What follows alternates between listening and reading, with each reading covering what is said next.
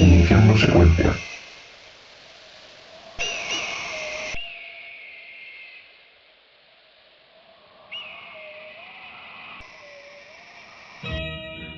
Desde el comienzo de la civilización, el hombre ha manifestado su interés por volar. El ejemplo más conocido es la leyenda de Ícaro y Dédalo, que encontrándose prisioneros en la isla de Creta, construyeron unas alas con plumas y cera para poder escapar.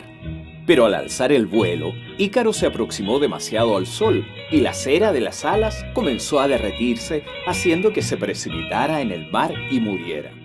Se sabe que alrededor del año 400 a.C., Arquitas de Tarento, el cual fue un filósofo matemático, astrónomo, estadista y general contemporáneo de Platón, construyó un artefacto de madera con forma de paloma capaz de volar a unos 180 metros de altura, manifestando ya el interés del hombre por volar. Objetivo cumplido. Transfiriendo datos. Iniciando secuencia.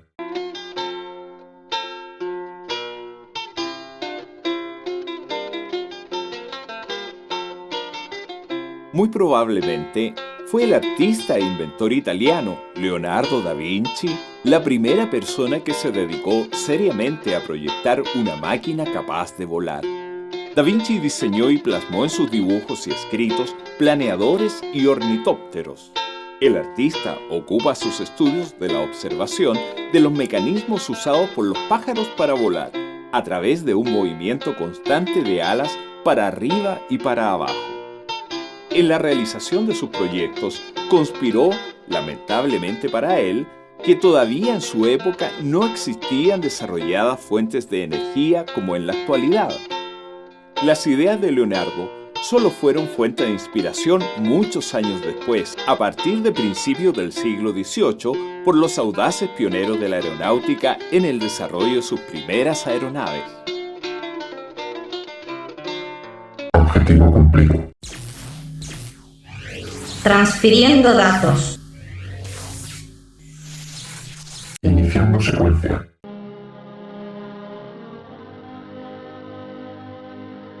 En 1709, Bartolomé de Gusmão realiza una exhibición con el primer globo de aire caliente del mundo.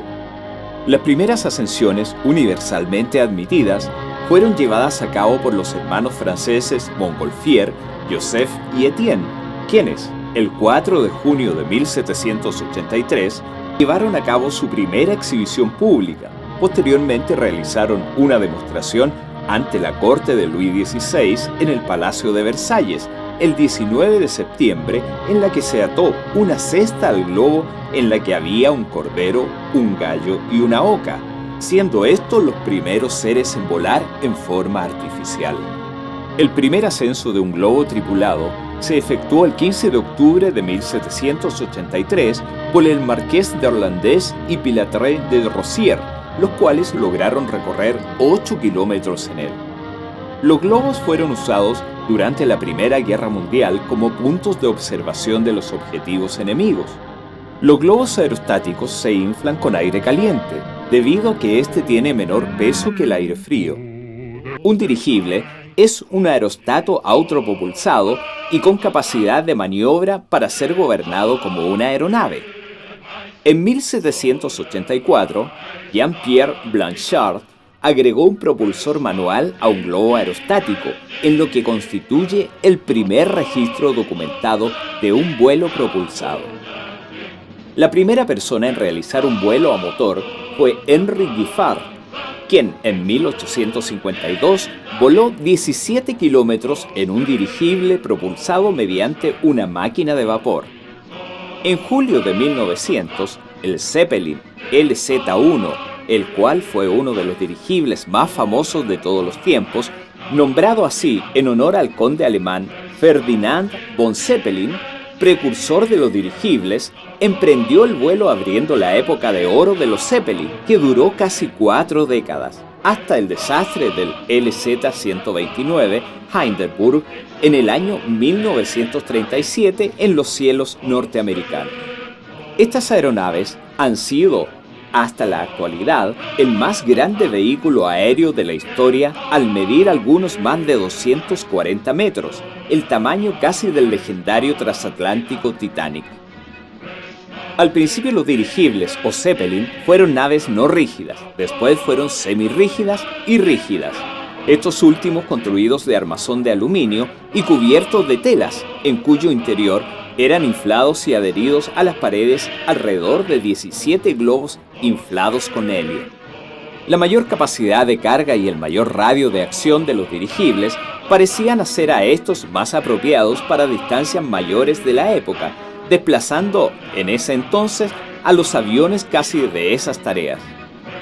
Durante esa era, los dirigibles volaron por todo el mundo, abriendo incluso rutas transoceánicas, convirtiéndose en el primer transporte aéreo masivo de la historia.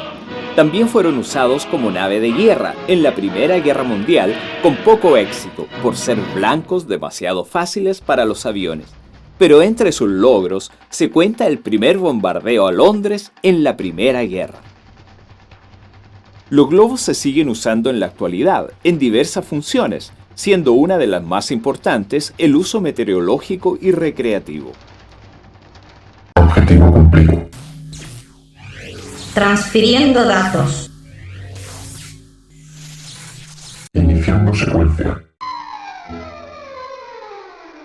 Los primeros pasos del hombre por intentar volar lo llevaron a experimentar con las más locas máquinas y artefactos, con gran riesgo para estos audaces pioneros.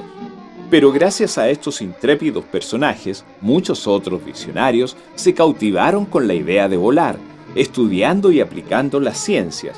Lograron así mejorar los resultados, acercándose cada vez más a la meta de crear una máquina voladora.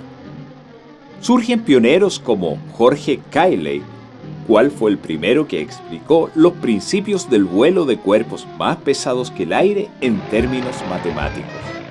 En 1843, William Henson, un inventor inglés, registró la primera patente de una aeronave equipada con motores, hélices y provista de un ala fija, lo que actualmente conocemos como avión. En 1856, el francés Jean-Marie Le Bris realizó el primer vuelo que planeó más alto que su punto de despegue, gracias a su planeador de el Albatros Artificial. En 1874, otro francés, Félix du Temple, construyó un planeador realizado con aluminio en Brest, Francia, al que denominó monoplano. En 1890, Clement Ader, un ingeniero francés, construyó un avión al que llamó Éole, equipado con un motor a vapor. Ader consiguió despegar en el Éole, pero no consiguió controlar el aparato. A su vez, Otto Lilienthal construyó lo que hoy en día llamaríamos un planeador de suspensión, controlado mediante desplazamientos del peso del cuerpo. Otros siguieron sus pasos, tales como Clement Ader, Jean-Marie Le Bris, Thomas Walker, Samuel Pierpont Laglaise, entre muchos, los cuales encauzaron el desarrollo de la aeronáutica actual. La carrera por dominar los cielos ya estaba alargada. Eran muchos los hombres en el mundo que deseaban crear máquinas voladoras.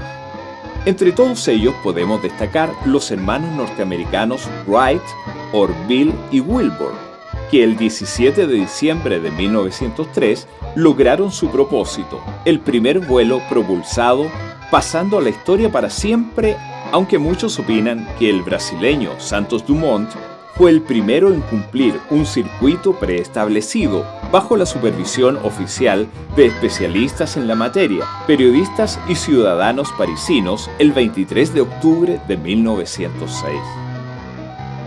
El 28 de marzo de 1910, el francés Henri Fabre voló por primera vez un hidroavión al que llamó Le Canard, que traducido al español significa pato. Las primeras aeronaves volaron con motor de combustión interna. Su motor de pistón se utiliza en los aviones propulsados por hélice. Puede ser de dos tipos, de cilindros y rotativo. A partir de este momento, los hombres y sus máquinas empiezan a dominar los cielos, arrebatándole a las aves su hegemonía. Objetivo cumplido. Transfiriendo datos. Iniciando secuencia.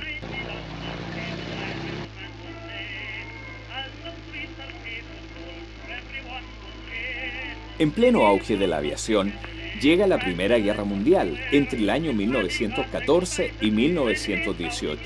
Un conflicto sangriento que desgarró a Europa con millones de víctimas, pero el cual abrió el camino a las inversiones para el desarrollo aeronáutico con fines bélicos, pero posteriormente con amplios beneficios para la aviación civil en todo el mundo.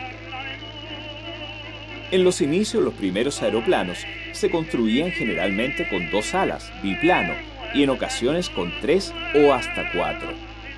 Al principio, los aviones que participaron en la guerra eran hidroaviones y se utilizaban para el envío de pequeñas encomiendas y reconocimientos aéreos. Una de las más conocidas fueron los Albatros alemanes. Aparecieron los aviones como el británico PE-2, pero esto cambiaría radicalmente debido a que en 1915 el alemán Anthony Fokker, el cual diseñó un mecanismo interruptor que evitaba que la ametralladora disparara cuando la pala de la hélice pasaba frente al cañón, esto transformó a los aviones en una formidable máquina de guerra destinada a ser el eje de los próximos conflictos. El francés Roland Garros también creó un sistema para disparar las ametralladoras a través de la hélice del avión.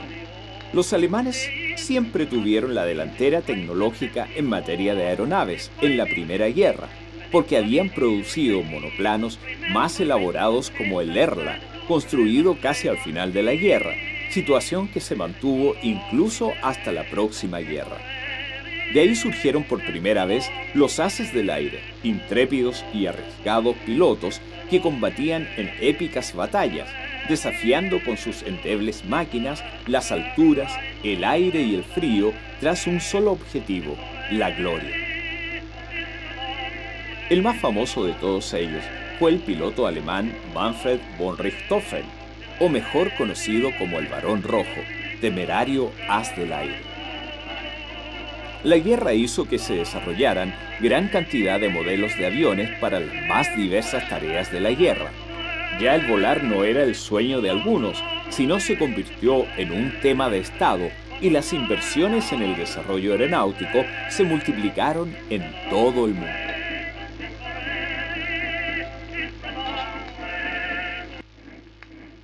Objetivo cumplido. Transfiriendo datos. Iniciando secuencia.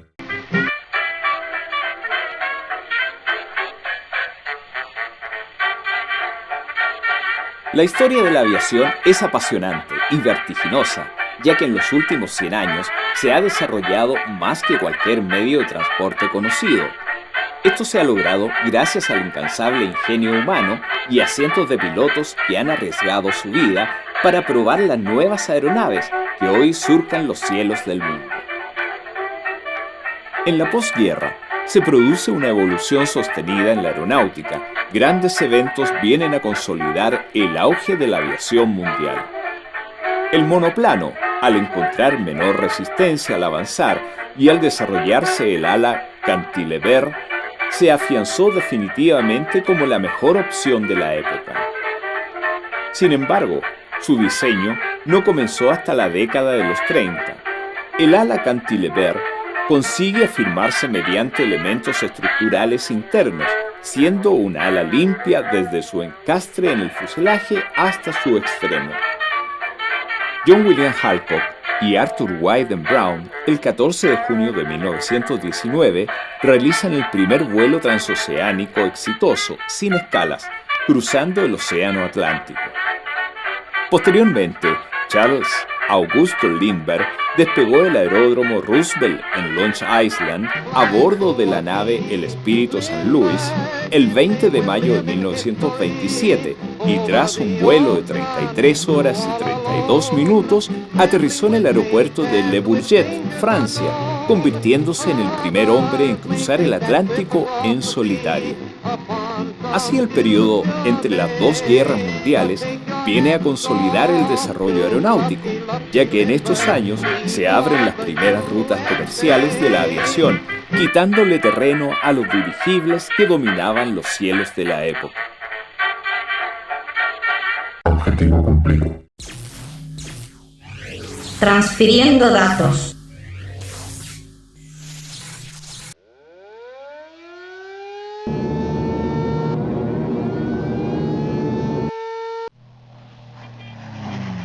Entre 1939 y 1945 se desarrolla la Segunda Guerra Mundial, conflicto sangriento que caracterizó por su globalización.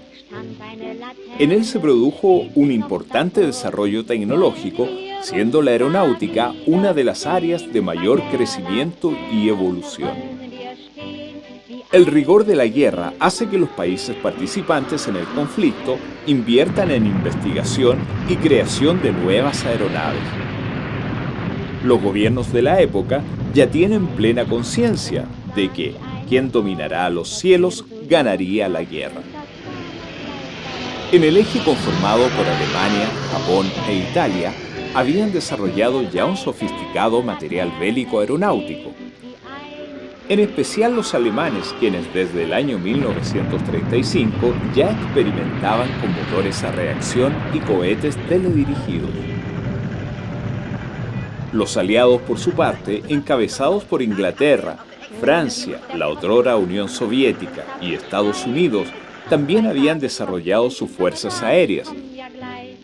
Prueba de ello la dan los británicos, que gracias a la Real Fuerza Aérea lograron frenar la inminente invasión a su país por parte de los alemanes. Es ahí que conocemos la histórica frase del primer ministro inglés Sir Winston Churchill: «Nunca tantos debieron tanto a tan pocos», refiriéndose a los audaces aviadores ingleses. Pues bien, lo que no se sabe comúnmente es que la RAF inglesa contó con un invento que cambiaría para siempre el tránsito aeronáutico. Nos referimos al radar. La larga guerra crea leyendas como la de los pilotos suicidas japoneses, los famosos kamikaze, quienes se arrojaban con sus aviones ceros contra los barcos aliados en el Pacífico. También es importante destacar los cohetes V2, que al final de la guerra aterrorizaron a los ingleses. Para demostrar la relevancia que la aeronáutica alcanzó en el conflicto, podemos decir que la bomba que terminó la Segunda Guerra Mundial fue transportada y arrojada por un avión llamado Enola Gay.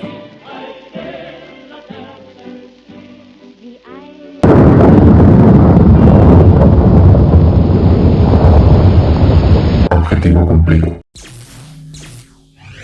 Transfiriendo datos. Iniciando secuencia. Ya conocemos que los motores a hélice y combustión interna, que fueron los primeros motores de los aviones, pero a partir de fines de la Segunda Guerra Mundial va a aparecer el motor a reacción. Ya en la época los alemanes experimentaban con motores desde 1935.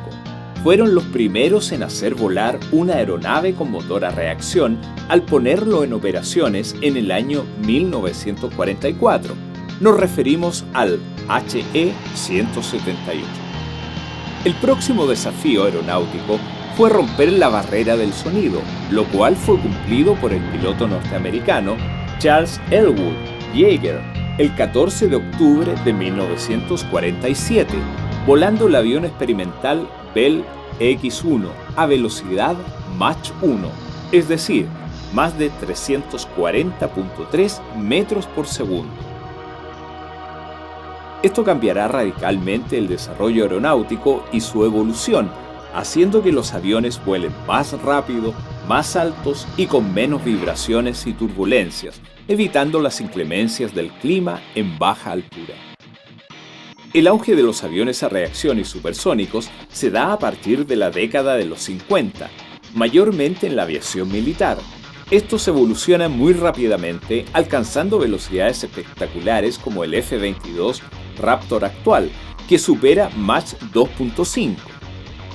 Pero eso ya no es suficiente para las nuevas generaciones de aviones de combate, como el F-117 y el U-2, que no solo vuelan a velocidades increíbles, sino también son capaces de ocultarse de los radares, siendo denominados aviones fantasma.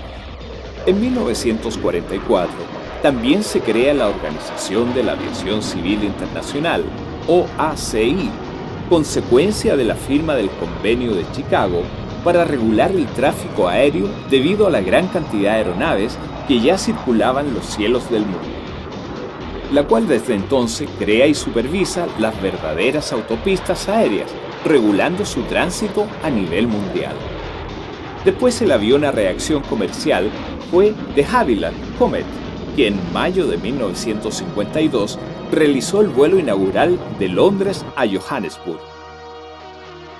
En cuanto a la aviación comercial, solo han existido dos aviones supersónicos. El primero es el soviético Tu-144, el cual alzó el vuelo por primera vez el 31 de diciembre de 1968, 2 meses antes que el avión francés Concorde. Los aviones supersónicos comerciales solo duraron en el aire 3 décadas y algo más, ya que el último vuelo del Concorde se efectuó el 24 de junio del 2003.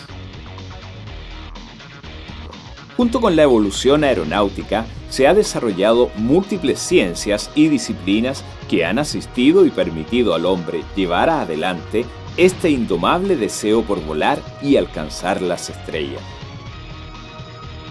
Así es como la ingeniería, las comunicaciones, la meteorología, las matemáticas, la medicina, la física han tenido que enfrentar grandes desafíos para ayudar al desarrollo aeronáutico mundial. Objetivo cumplido. Transfiriendo datos. Iniciando secuencia.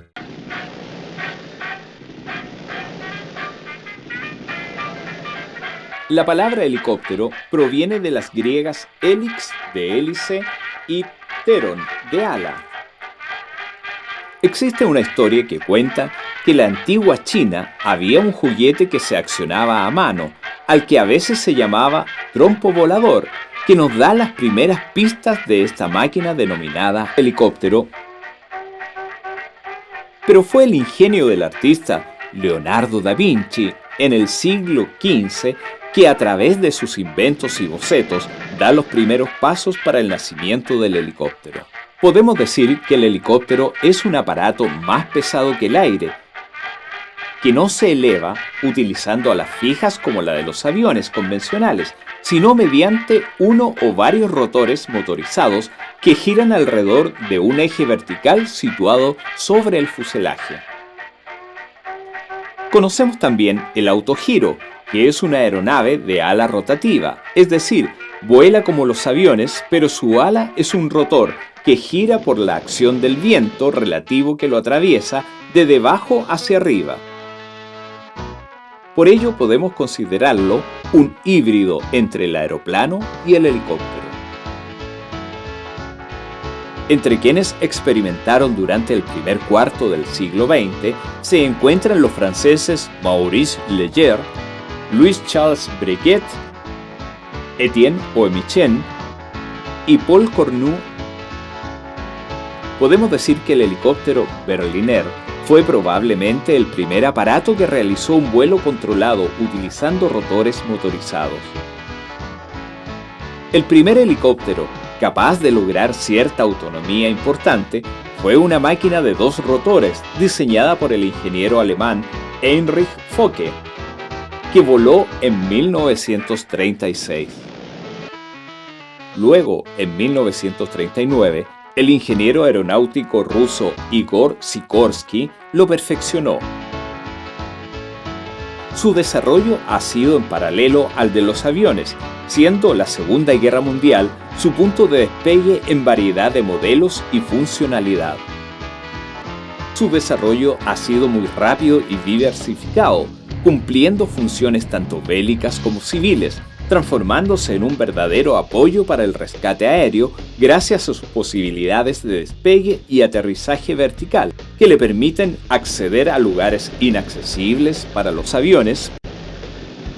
En la actualidad, los helicópteros pueden transportar gran cantidad de personas y carga a velocidades bastante rápidas. Teniendo cada día más maniobrabilidad, prueba de ello son los temibles helicópteros Apache norteamericanos y los Sikorskis. Objetivo cumplido. Transfiriendo datos.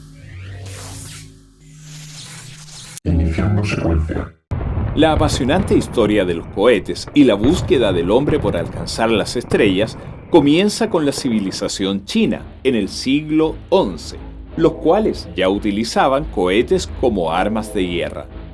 Ya en el año 1880, el científico ruso Konstantin Tsiolkovsky teorizó sobre cohetes multifase, propulsados por combustible líquido que podrían llegar al espacio. Pero no fue hasta 1926 que el estadounidense Robert Goddard diseñara un cohete de combustible líquido práctico. El cohete A4 alemán, diseñado por Wernher von Braun, lanzado en 1942, se convirtió en el primer proyectil en alcanzar el espacio. En 1943, Alemania empezó la producción de su sucesor, el cohete V2, con un alcance de 300 kilómetros y portando una cabeza de guerra de 1000 kilogramos. El 4 de octubre de 1957, la otrora Unión Soviética pone en órbita el primer satélite artificial llamado Sputnik. El 3 de noviembre de 1957, la Unión Soviética pone en órbita al Sputnik 2. A bordo iba la perra Laika, el primer ser vivo en viajar al espacio exterior. El 12 de abril de 1961, Yuri Gagarin se convierte en el primer hombre en ir al espacio en la nave espacial el Vostok 1. El 15 de junio de 1963, la rusa Valentina Tereskova es la primera mujer que viajó al espacio a bordo de la nave soviética Vostok 6. A continuación se puso en órbita a 2 hombres juntos y luego a 3, y llegado 1965 el primer hombre que salió a dar un paseo por el espacio era ruso.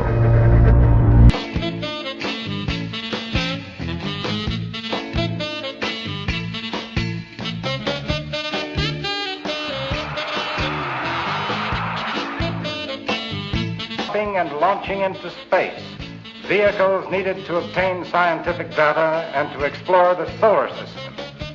We will be preparing for the day when manned flight goes into space.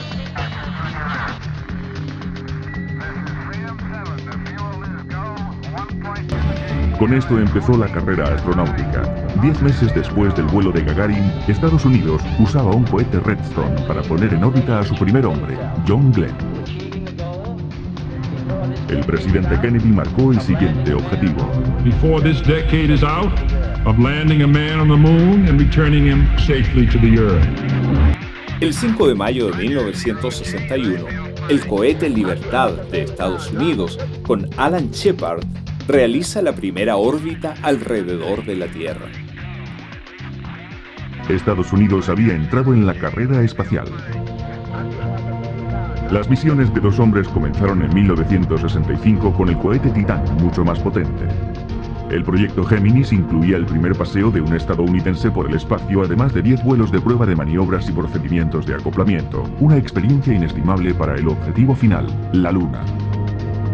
El Géminis 8 empezó a girar a causa de un fallo en un propulsor. Pero hubo suerte y la nave aguantó. El proyecto Géminis concluía con éxito en 1966. Estos astronautas no tuvieron tanta suerte. Murieron en su cápsula al declararse un incendio en la plataforma de lanzamiento. Fue un comienzo trágico para el proyecto Apolo. Pero tras numerosas modificaciones, la misión se reanudó. Tras desprenderse de las distintas secciones del cohete, el Apolo 8 fue la primera nave que escapó a la gravedad terrestre para entrar en órbita alrededor de la Luna. Era Navidad de 1968. La tripulación regresó triunfal y se iniciaron las pruebas de alunizaje. El módulo de alunizaje fue probado desde la órbita lunar por el Apolo 9 y el Apolo 10.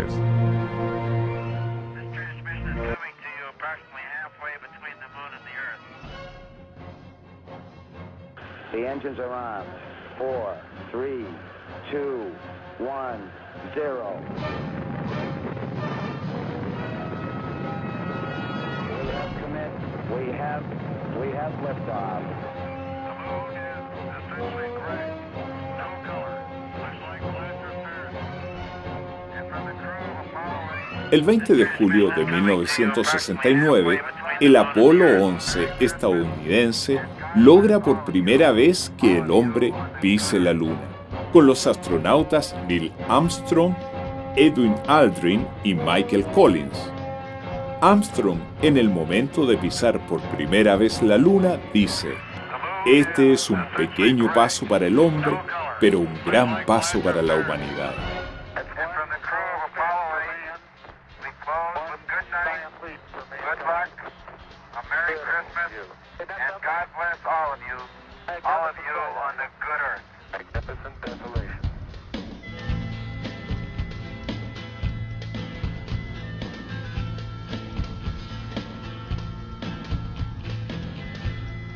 The Eagle has landed.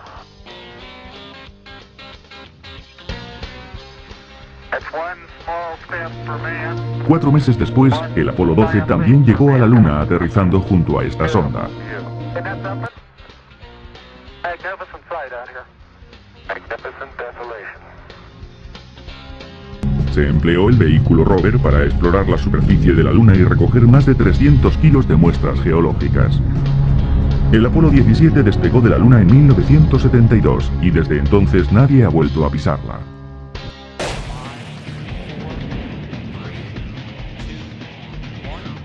El 12 de abril de 1981 se lanza el primer transportador espacial. Su nombre es Columbia, ya que es la primera nave espacial reutilizable.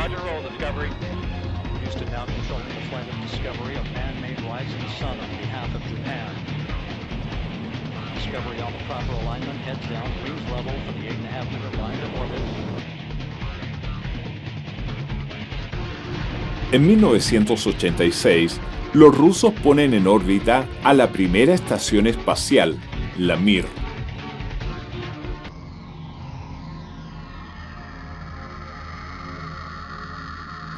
El 20 de noviembre de 1998 se lanza el primer módulo llamado Zarya de la Estación Espacial Internacional ISS. Son 16 países que participan en el proyecto.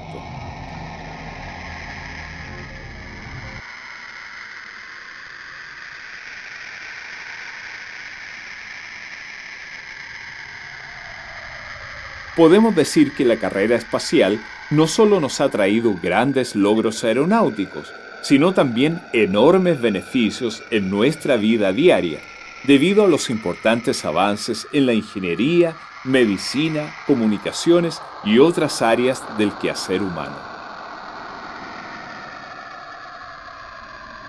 Objetivo cumplido. Transfiriendo datos. Iniciando secuencia. La historia de la aeronáutica ha tenido una evolución vertiginosa durante los últimos 100 años y su futuro nos pronostica que lo será aún más. En la actualidad, contamos con grandes y poderosos aviones tales como el Antonov AN-225, el A380 Airbus y el próximo 787 Boeing, que nos permiten transportar alrededor de 500 pasajeros y enormes volúmenes de carga impensados hace no muy poco tiempo.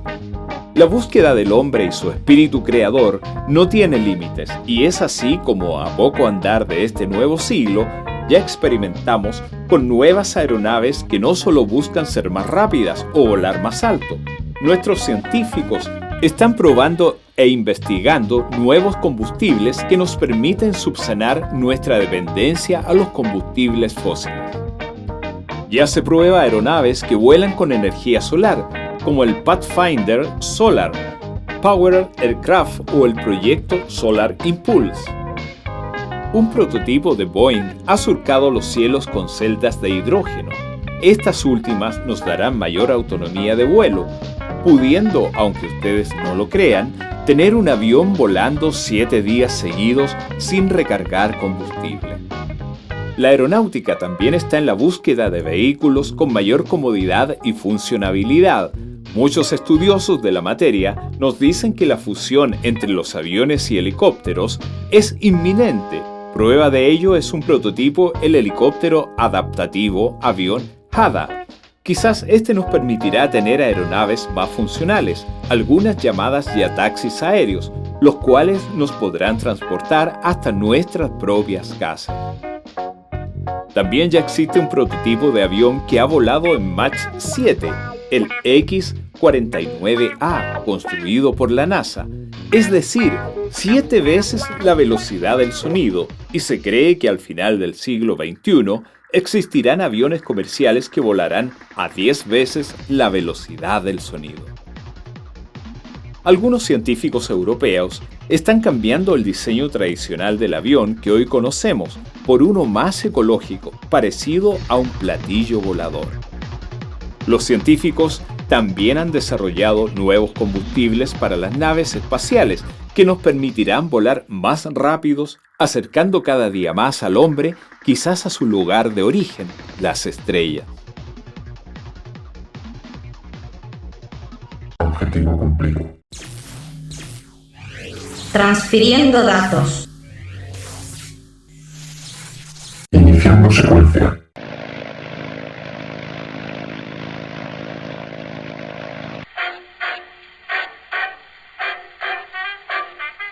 LAN fue fundada en Chile el 5 de marzo de 1929 por el gobierno del presidente Carlos Ibáñez del Campo, bajo el nombre de Línea Aeropostal Santiago-Arica. Su fundador fue el comandante Arturo Merino Benítez, por entonces jefe de los servicios aéreos del Ejército de Chile. El origen de LAN Airlines S.A. se remonta a 1929, año en que fue creada como empresa pública del Estado, bajo el nombre de Línea Aérea Nacional de Chile, con el objetivo de prestar servicios de transporte aéreo de pasajeros, carga y correspondencia. En el año 1932, por el Decreto Fuerza de Ley 247, adquiere el nombre de LAN Chile y pasa a ser propiedad del Estado. La aerolínea comenzó sus operaciones utilizando pequeños aviones bimotores Havilland Gibbs Simmons, destinados esencialmente a transporte de correo y algunos osados pasajeros para llegar a Arica.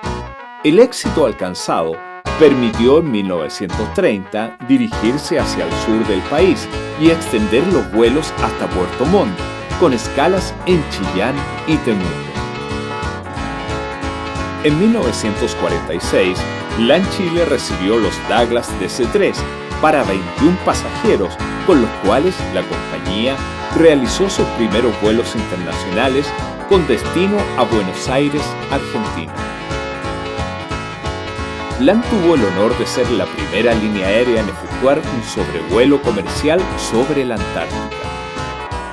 En agosto de 1958, la línea aérea nacional estrenó el primer vuelo de largo alcance, cuando sus aviones llegaron hasta la ciudad de Miami, en los Estados Unidos. El 30 de marzo de 1964, la aviación comercial chilena entró en propiedad a la llamada Era del Jet. Ese día arribó al aeropuerto de Los Cerrillos el primer avión a reacción aeroespacial SE-210 Caravelle BIR. El 3 de abril de 1967 se iniciaron los vuelos regulares hacia Isla de Pascua, marcando un hito en la historia de la aviación chilena al unir el continente sudamericano con dicho territorio insular. En 1970 llegan los aviones Boeing 707, que permitieron enlazar Tahití con Europa, haciendo escalas en Santiago. El 10 de febrero de 1974, la compañía marcó otro hito en la historia de la aviación civil, al unir en un vuelo sin escalas Sydney, en Australia, con la austral ciudad chilena de Punta Arenas. El 20 de agosto de 1985, la sociedad se transforma en una sociedad anónima, bajo el nombre de Línea Aérea Nacional Chile, S.A. En 1999, se concretó un paso decisivo hacia la regionalización de sus operaciones con el lanzamiento de LAN Perú. Ello se vio reforzado con la creación de LAN Ecuador en 2003 y de LAN Argentina en el 2005. En el 2000, LAN pasa a pertenecer oficialmente como miembro de la Alianza Aerolíneas One World. Los destinos internacionales actuales de LAN Chile son a Latinoamérica, Norteamérica, México, el Caribe, Oceanía y Europa. El año 2004 se cambia la imagen corporativa. El nuevo nombre de la compañía es LAN Airlines S.A. En la actualidad, LAN Airlines S.A. es una sociedad anónima abierta y cuenta con 83 aeronaves en operación. LAN aumentó de 4 a 5 aviones su flota de Airbus A340-300 e incorpora 4 aviones Boeing 777-300F a la flota. También incorporará nuevos Boeing 787-9. LAN Airlines considera en total la incorporación de 76 nuevas aeronaves entre el 2008 y el 2016. LAN Chile es una de las aerolíneas con mayor flujo de pasajeros en Sudamérica y se encuentra entre las 40 aerolíneas con mayores ingresos en el mundo, siendo un orgullo para Chile.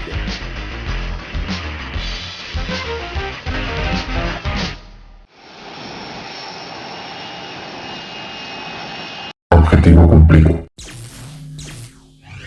Transfiriendo datos. Iniciando secuencia. Volar. Un sueño que acompaña al hombre desde los albores de la historia. En Chile, solo 7 años después de los Wright, los hermanos César y Félix Copeta trabajan en la construcción de un biplano, el Voisin, y una fría tarde de 1910, César logra un primer vuelo de prueba en la Chacra Valparaíso. Sería esta hazaña uno de los tantos homenajes para conmemorar el primer centenario de la República.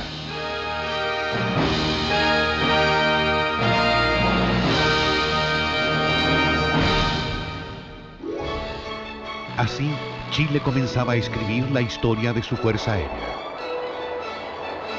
Con 2 Blériot y un Desbroisins, el 11 de febrero de 1913 se crea la Escuela Militar de Aeronáutica, siendo su primer director el capitán Manuel Ábalos Prado. Uno a uno se van sucediendo los hitos de la aviación en Chile, como la hazaña del teniente Dagoberto Godoy, que al mando de un Bristol cruza la cordillera de los Andes por su parte más alta.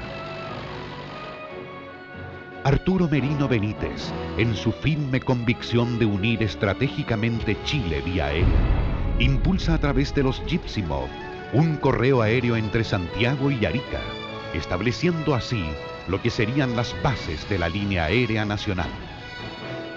Luego, en un hidroavión Junkers, vuela desde Santiago hasta Punta Arenas, abriendo las rutas australes. La suma de estos logros le permiten demostrar frente a las autoridades que el desarrollo de la aviación cubriría una necesidad estratégica para el progreso del país, por lo que el presidente Carlos Ibáñez del Campo unifica los servicios de aviación del Ejército y de la Marina en un arma independiente. Nace así la Fuerza Aérea Nacional, hoy Fuerza Aérea de Chile. Transfiriendo datos. Nuevos aviones se fueron incorporando a la institución, cumpliendo roles de instrucción básica, avanzada, entrenamiento táctico, bombardeo y reconocimiento.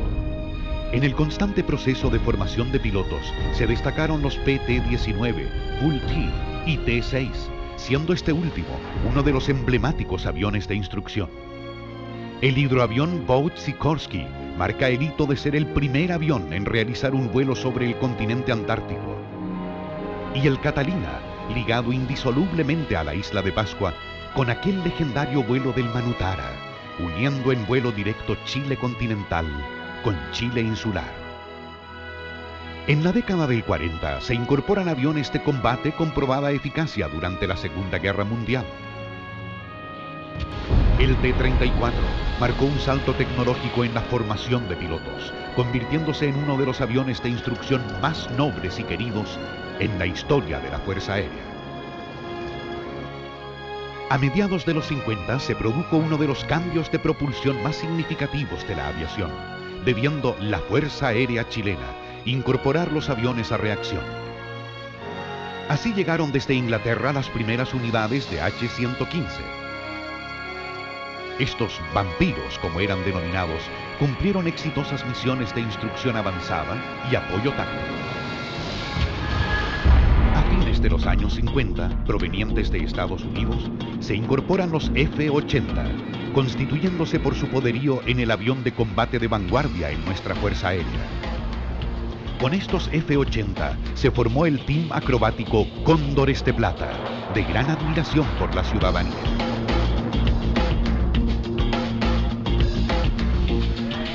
La llegada del T-37 marcó una nueva etapa, al ser el primer avión de instrucción a reacción de la Fuerza Aérea.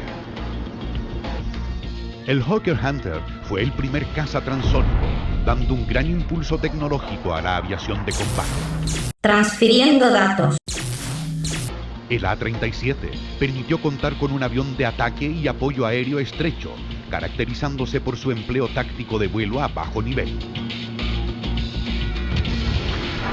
Con el F-5 Tigre II, la Fuerza Aérea adquirió el primer avión caza supersónico con radar de tiro y misiles. 5 años después, se incorpora el cazabombardero Mirage M50, capaz de operar a 2 veces la velocidad del sonido. Los F-5 y Mirage 50 fueron sometidos a un programa de modernización desarrollado por ENAER, con asesoría israelí, incorporándoles una nueva aviónica digital, capacidades de guerra electrónica, reabastecimiento en vuelo y armamento de última generación. A partir del año 1995, con los aviones Cóndor y Águila, la Fuerza Aérea incorpora la capacidad estratégica de operar en cualquier escenario, con alarma temprana y control aerotransportado y reabastecimiento en vuelo. Junto a ellos, en esos años llegaron desde Bélgica los Mirage Elka, con sistemas de navegación de última generación. Transfiriendo datos.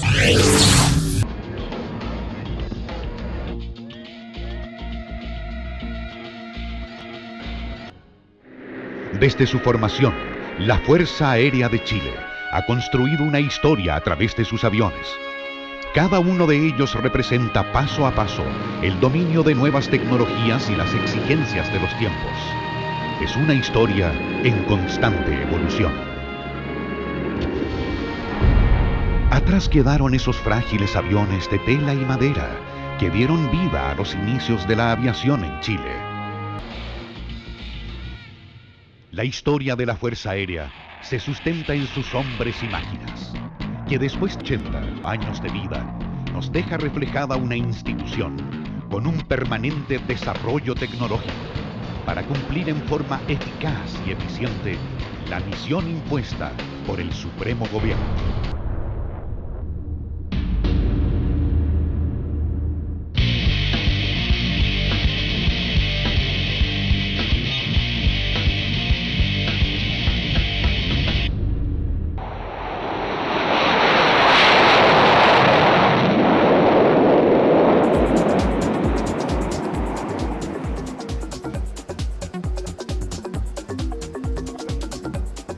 Quizás la llegada a Chile de los F-16 sea el adelanto de un nuevo homenaje a los 200 años de vida independiente que nos enorgullece.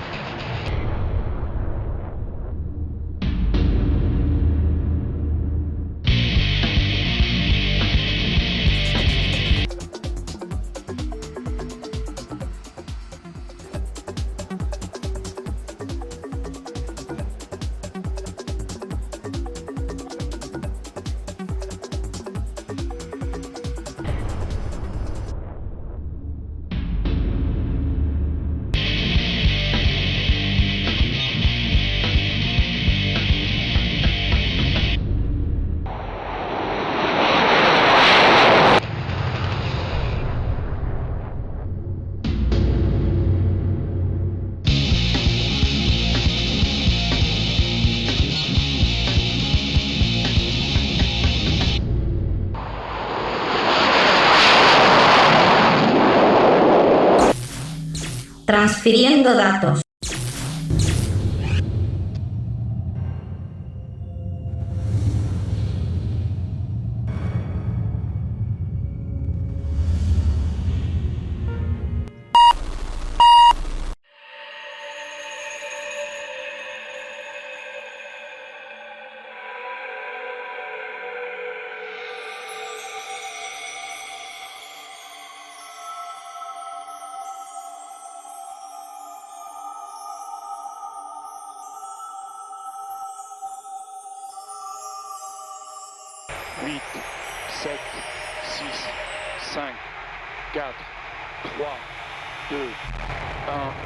Top. Décollage.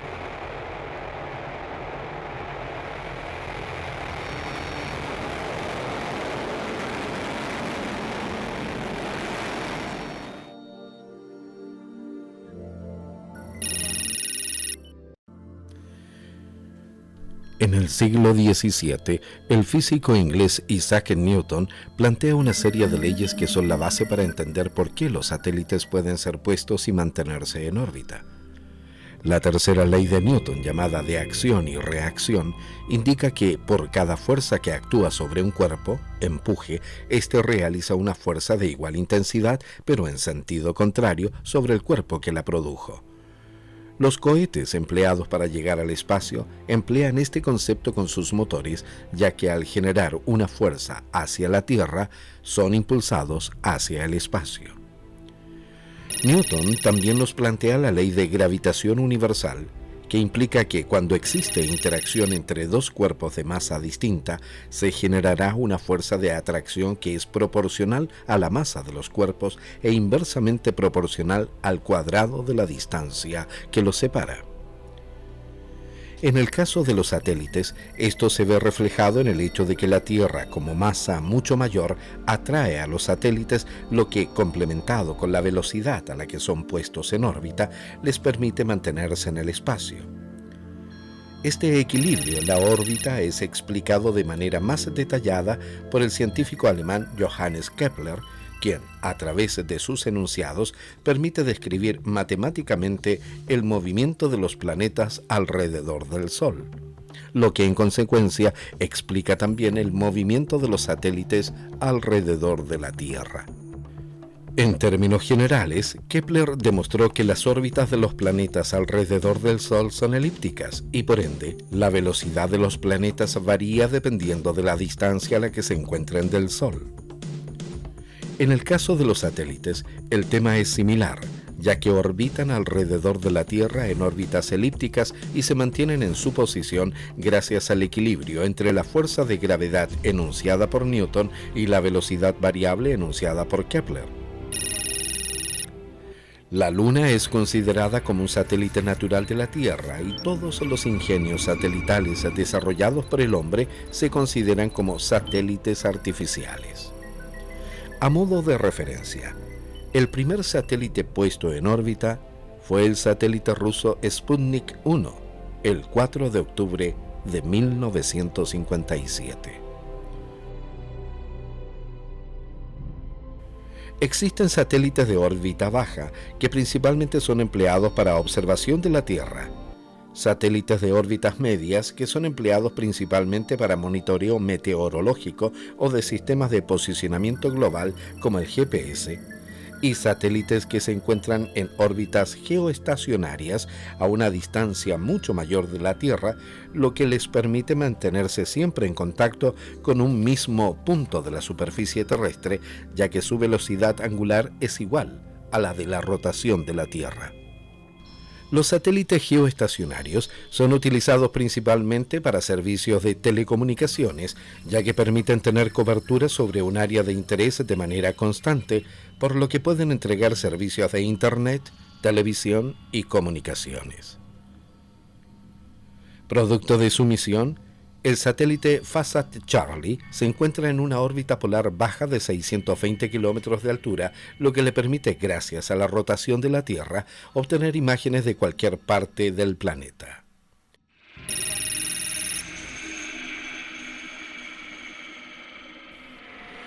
Nuestro satélite se encuentra en órbita junto a una gran cantidad de ingenios espaciales de muchos países, por lo que siempre existe una coordinación del Grupo de Operaciones Satelitales de la Fuerza Aérea de Chile con la autoridad norteamericana a cargo del control y prevención de colisiones en el espacio denominado NORAD.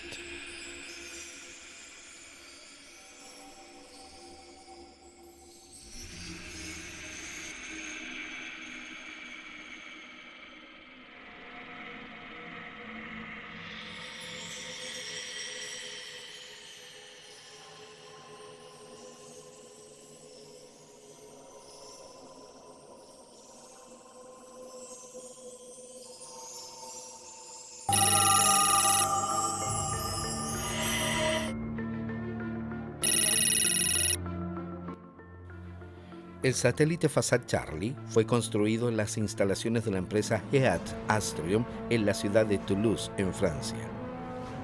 En su fabricación participó un equipo multidisciplinario de ingenieros de la Fuerza Aérea, Ejército, Armada y civiles que lograron adquirir un importante nivel de conocimiento respecto de la industria espacial gracias a la transferencia de tecnología recibida.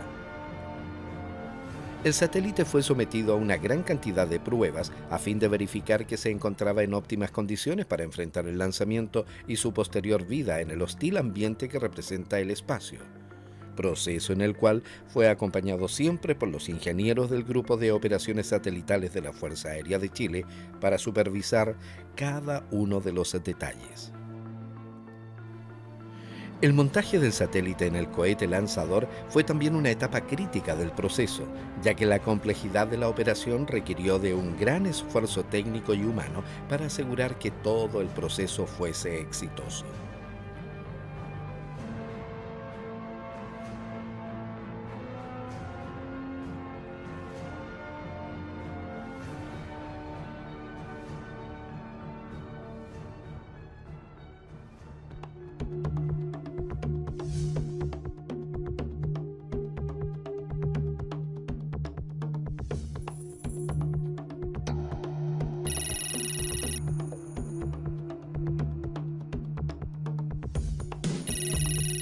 Mientras en Francia se fabricaba el satélite, en Chile otros grupos de especialistas nacionales trabajaban arduamente en la fabricación y configuración de las instalaciones del Centro de Control de Fasat Charlie, ubicado en las dependencias del Grupo de Operaciones Satelitales en la base aérea El Bosque.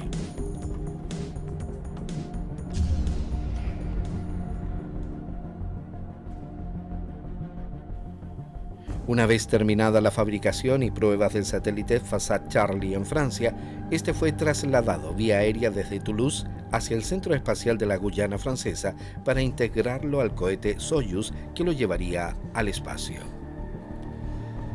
La decisión de utilizar el cohete Soyuz desde la Guyana Francesa obedeció al hecho de que este cohete representaba la mayor confiabilidad para este tipo de lanzamientos y que el Centro Espacial Guyanés se encuentra muy cerca de la línea del Ecuador, lo que permite emplear de manera mucho más eficiente la energía de rotación de la Tierra para llegar al espacio. Este proceso, desde el punto de vista técnico, representó un gran desafío para el equipo de la Fuerza Aérea de Chile, ya que se debió operar en condiciones extremas y con un nivel de precisión muy exigente.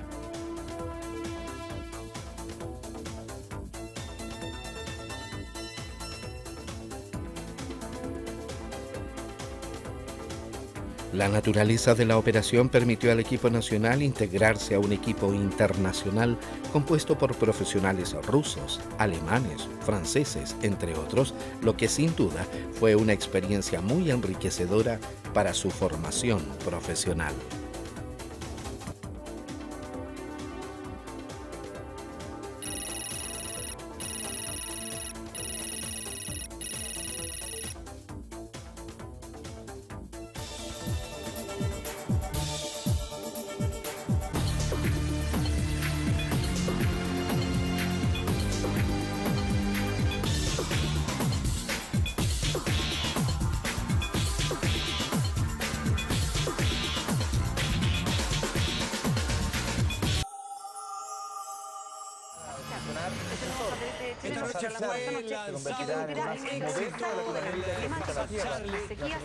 El día 16 de diciembre del año 2011, a las 23 horas 3 minutos 48 segundos, hora local de Chile, y luego de más de 3 años de arduo trabajo, llegó el histórico momento en el cual el cohete Soyuz fue lanzado al espacio desde la Guyana Francesa, llevando a bordo el primer satélite operacional de Chile, Fasat Charlie. 10, 9, 8, 7, 6, 5, 4, 3, 2, 1, top. Décollage.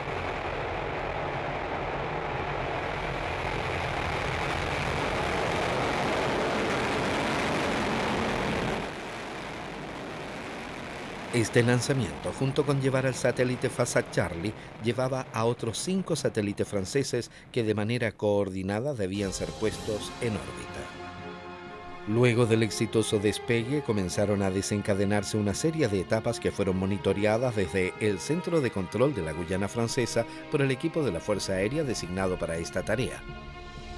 El proceso se inició con la separación de la primera y segunda etapa del cohete Soyuz, que le permiten liberar la propulsión que ya fue utilizada.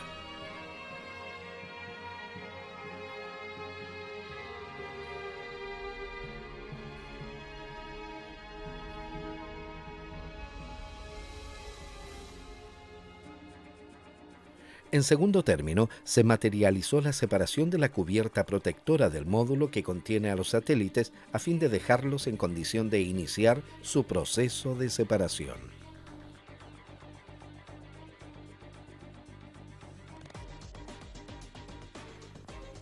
Como tercera fase, se produjo la separación de la segunda y tercera etapas del motor de cohete a fin de liberar el peso de los elementos ya empleados.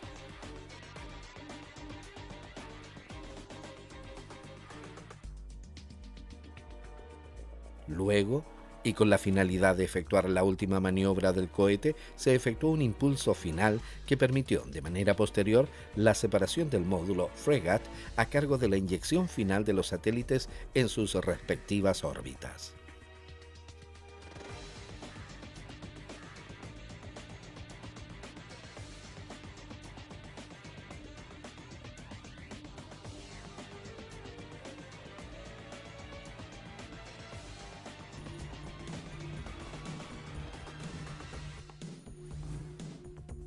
El primero en separarse fue el satélite francés Pléiades, para luego continuar con la separación de los 4 satélites franceses denominados Proyecto ELISA.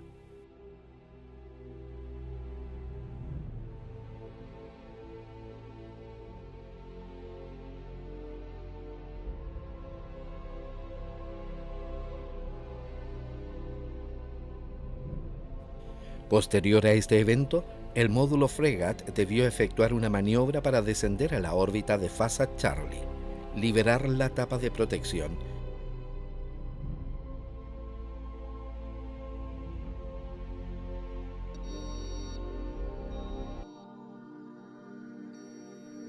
y finalmente permitir la separación de nuestro satélite a las 2 horas 29 minutos del 17 de diciembre de manera completamente exitosa.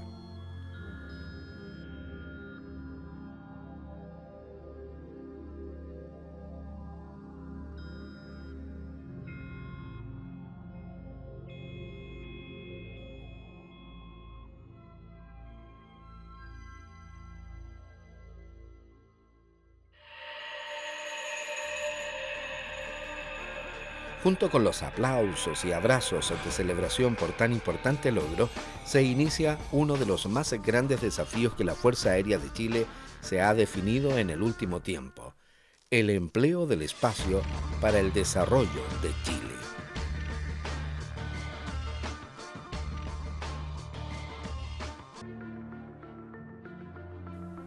El Fasat Charlie se encuentra en una órbita polar de 620 kilómetros de altura, sincronizada con el Sol, desplazándose a 7 kilómetros por segundo, lo que le permite adquirir imágenes de cualquier lugar del mundo en promedio cada 3 días. Estas características orbitales son sin duda alguna una gran capacidad para la variada gama de aplicaciones que existen empleando imágenes satelitales. El satélite entra en contacto con la estación de control del grupo de operaciones satelitales 4 veces en el día, producto de la cobertura de la antena terrestre ubicada en la base aérea El Bosque.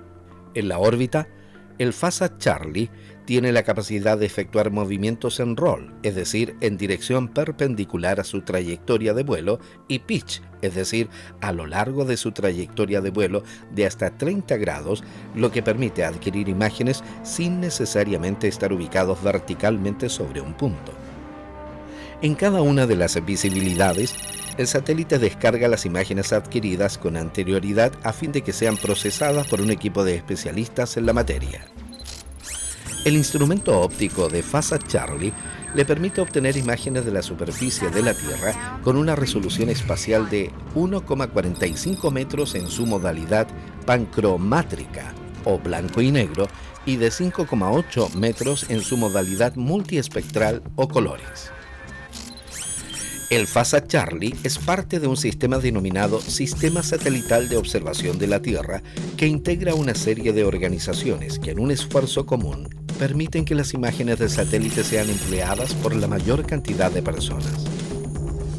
El Grupo de Operaciones Satelitales de la Fuerza Aérea de Chile es el encargado de operar, mantener y programar el satélite FASA Charlie, entregando las imágenes al Servicio Aerofotogramétrico de la Fuerza Aérea de Chile, SAF, organización a cargo de la recepción de los requerimientos y de su posterior procesamiento y diseminación hacia los usuarios del sistema.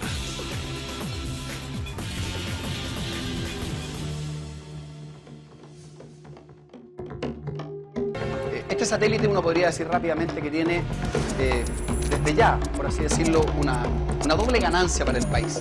Pero al margen de eso, lo que hay detrás de esto es una enorme creación de capacidades, de ingeniería, de transferencia de tecnología, de técnicos que en definitiva han acompañado todo este proceso de varios años que nos permite tener un satélite hoy día de observación en el espacio.